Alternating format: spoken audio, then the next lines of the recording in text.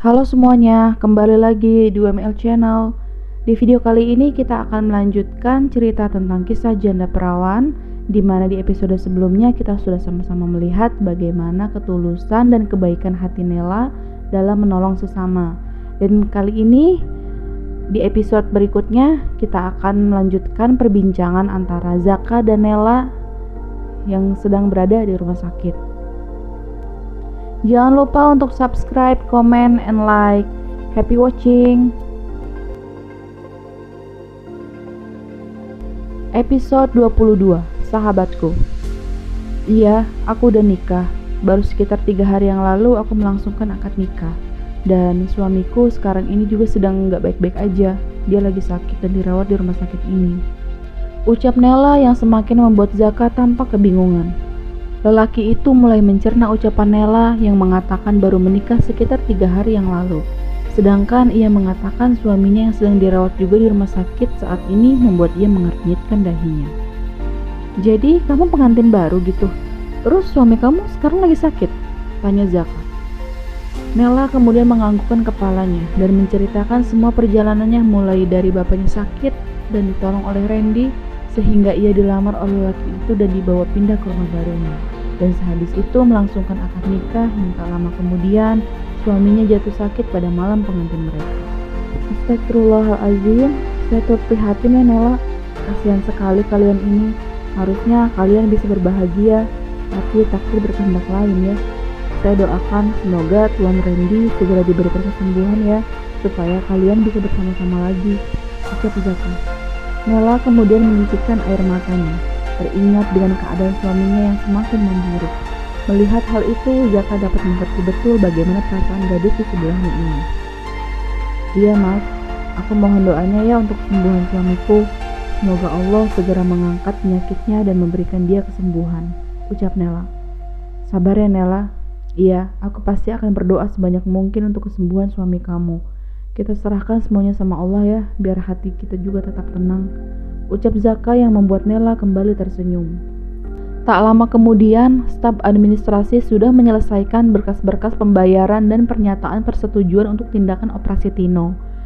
Membuat Zaka dapat bernapas lega dan tak henti-hentinya mengucapkan rasa syukur yang begitu dalam. Mereka segera bergegas menuju IGD untuk menyerahkan semua berkas-berkas administrasi dan kemudian Tino dibawa ke ruang operasi untuk segera dilakukan tindakan. Nela, Biningsih, juga Zaka hanya bisa menunggu di depan kamar operasi Tino dan selalu berdoa dalam hati mereka untuk kesembuhan bocah malang tersebut. Sementara itu di lain tempat, Ambar yang sedang berada dalam satu mobil dengan suaminya itu tampak tak banyak bicara ataupun menoleh ke arah suaminya itu. Ia hanya fokus mengemudikan mobilnya. Sedangkan Adia dengan mata keranjangnya sesekali mencuri-curi pandang ke arah gundakan bulat di dada milik Ambar yang sangat menggoda gairahnya. Ambar yang menyadari tingkah suaminya itu hanya menyunggingkan senyuman sinis. Jaga matamu itu, gertak Ambar. Loh, kenapa? Kamu kan masih istri sahku, jadi aku masih berhak atas semua yang ada di dalam dirinya itu kan sayang. Goda Adia, membuat wanita itu semakin sinis. Mimpi saja. Aku tidak sudi kau menyentuh barang seinci pun tubuhku ini. Aku gak mau tertular penyakit menjijikan akibat ulahmu, sahut Ambar yang buat Adia terkekeh. Berarti kamu dosa loh menolak keinginan suamimu ini, ucap Adia. Masa bodoh, lebih baik aku berdosa daripada disentuh lelaki yang sudah berkali-kali melukai hatiku demi bersenang-senang dengan puluhan wanita jalang. Timpal Ambar dengan tegas. Dan besok pengacaraku akan segera memutuskan sidang perceraian kita. Kau lebih baik bersiap-siap saja, sambung Ambar yang membuat bahu Adia merosot. Dia sangat keras kepala, padahal aku sangat ingin bersenang-senang dengannya untuk yang terakhir kali. Gumam Adia yang dalam otak dan hatinya hanya berisi tentang kenikmatan duniawi saja. Ambar yang merasa puas saat tak mendapatkan balasan dari Adia kembali tersenyum sinis. Tapi seketika raut wajahnya kembali datar saat mobil mereka terjebak macet, sehingga membuat mereka dapat berlama-lama di dalam mobil. Sial, kenapa harus macet segala sih? Kayaknya aku salah jalan nih, umpat Ambar. Sedangkan Adia yang melihat itu kembali tersenyum lebar melihat mobil istrinya yang terjebak macet, membuat ia memiliki banyak kesempatan untuk mendapatkan apa yang ia inginkan dari kecantikan istrinya itu. Ambar sontak menampar Adia saat pria itu berani menyentuh area dadanya. Ia tentu mengerti betul apa yang ada dalam pikiran pria itu untuk melakukan hal yang menjijikan baginya. "Jangan berani kurang ajar kamu, manusia tak tahu malu, menjijikan," gertak Ambar dengan menatap nyalang ke arah pria di sebelahnya itu. "Ayolah sayang, untuk yang terakhir kalinya saja, kita pergi ke hotel yang di depan sana dulu yuk. Aku kangen banget sama kamu Ambar. Aku mohon untuk yang terakhir kali saja." Rengek Adia yang sangat tak tahu malu itu, yang justru membuat Ambar semakin muak padanya. "Kalau bukan karena anakku yang meminta untuk bertemu denganmu, mungkin sudah aku lempar kamu di tengah jalan. Ingat Adia, anakmu lagi sekarat. Bisa gak sih otakmu itu dibuat waras walau cuma sedetik?" Pekik Ambar dengan raut wajahnya yang merah padam.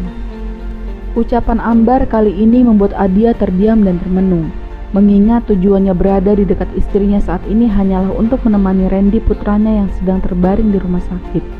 Terbesit dalam hatinya ada rasa bersalah dan juga sebuah penyesalan. Sementara itu di lain tempat, Raska yang baru tiba kembali di rumah sakit segera bergegas menuju kamar rawat tempat di mana Randy berada. Dengan hatinya yang begitu resah, ia memasuki kamar Randy lengkap dengan pakaian pelindungnya. "Randy," panggil Raska perlahan menatap pilu keadaan temannya yang ternyata kian memburuk. Wajahnya yang tampan kini begitu pucat dan dingin. Tubuh kekarnya yang menjadi idaman para gadis-gadis saat ini menjadi sangat kurus dan kering. Raska kembali menitikkan air matanya sambil mengelus lembut punggung tangan sahabatnya itu, membuat Randy menoleh. "Iya Ras, apa lo udah bertemu sama Nela?" tanya Randy dengan lirih. Raska menggelengkan kepala dan berkata, "Belum, untuk saat ini mungkin Nela gak akan dengan mudah percaya begitu aja sama ucapan gue ini Ren. Jadi kita masih butuh waktu." Randy hanya tersenyum tanda mengerti dengan ucapan sahabatnya itu. Memang tidak mudah untuk Nela beradaptasi dengan orang baru, terlebih jika dia mengetahui sebuah fakta yang harus ia terima di kemudian hari. "Gua berharap banyak sama lu Raska, untuk bisa menjaga Nela sebaik mungkin. Dia gak akan menyusahkan lu. Dia gadis yang mandiri, cerdas, dan baik hati. Izinkan juga Biningsi ikut bersama Nela dan bantu mama gua untuk bisa pergi sejauh mungkin dari papa Adia," pinta Randy dengan suaranya yang semakin lirih. Mendengar hal itu, Raska tak sanggup lagi untuk berkata-kata.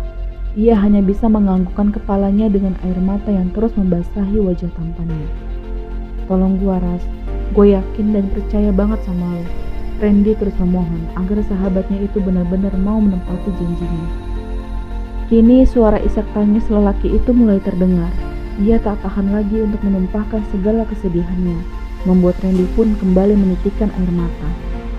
Sementara itu di lain tempat, Nela yang merasa resah dengan keadaan Randy memilih untuk meninggalkan sejenak Zaka dan Biningsi di depan kamar operasi.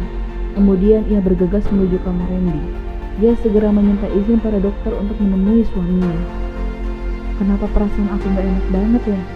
Apa terjadi sesuatu sama Randy?"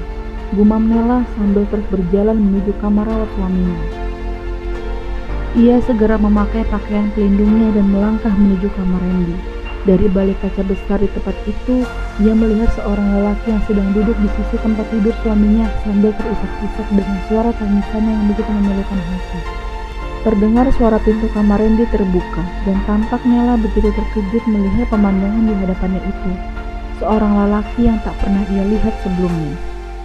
"Siapa kamu?" tanya Nela sambil melangkah ke arah tempat tidur suaminya.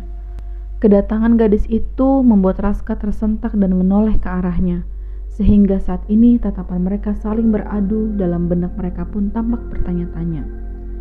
Dia itu apa jangan-jangan istrinya Randy? Batin Raska, yang tatapan matanya masih tertuju pada Nela. Aku temannya Randy," sahut Raska membuat Nela mengerutkan alisnya. Kemudian Randy menoleh ke arah istrinya dan tersenyum penuh kehangatan. Nela pun meraih jemari suaminya dan menggenggamnya dengan erat. "Nela, perkenalkan, ini Raska, sahabat aku, lelaki yang sering aku ceritakan sama kamu," ucap Randy membuat gadis itu menghela napas dan tersenyum menatap Raska. Tampaknya Nela sudah banyak mendengar tentang Raska dari suaminya itu, meskipun ia belum pernah bertemu dan melihat wajahnya secara langsung. Tapi gadis itu merasa bahwa sahabat suaminya itu adalah orang yang baik, seperti yang selama ini ia dengar dari suaminya. "Raska, ini Nela, istri gua," sambung Randy yang memperkenalkan istri dan sahabatnya satu sama lain. Sesaat Raska terdiam dan terpaku, melihat gadis di hadapannya itu yang sangat cantik dan manis. Entah mengapa ia merasa begitu iba pada gadis itu. Tak bisa membayangkan jika ia harus melihat Nela terluka karena kejahatan orang-orang yang egois.